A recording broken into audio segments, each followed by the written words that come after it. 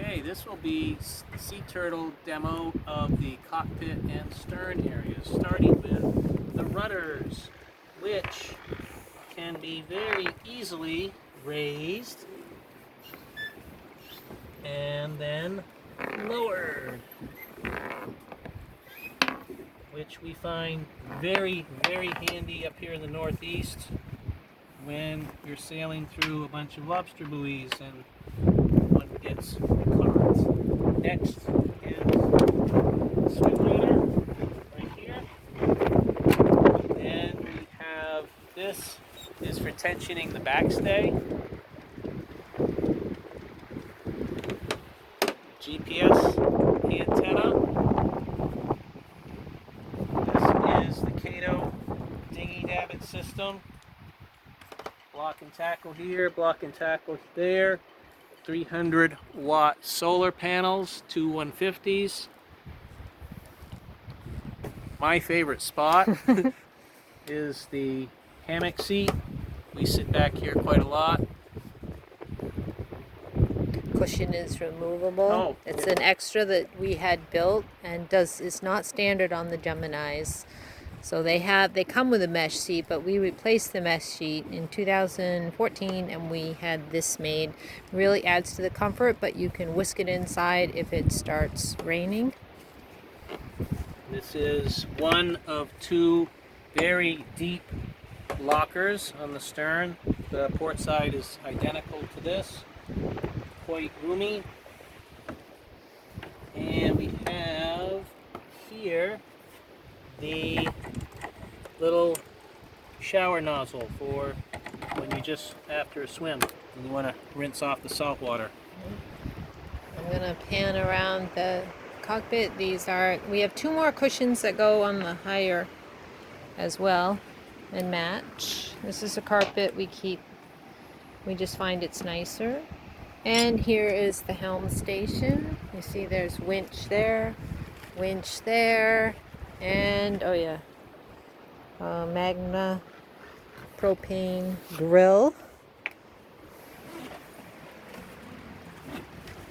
Okay, this is the double helm seat. We actually often will sit there and one will sit here. And this actually pretty good visibility. This is actually where we keep the binoculars. This is a custom made box. The previous owner had a speaker here that was old and terrible, so we had that made. Drink holders we had put in. Oops, sorry. And here are the instruments, all working, depth, wind, and the auto helm. And that station. And then we have the chart plotter right there. And if you look, it's really pretty good visibility. We actually were worried about this when we bought the boat and have not found it as bad as we thought it would be. We also sit out here for better visibility when I'm picking up a mooring or we're docking. And you can actually stand up and steer.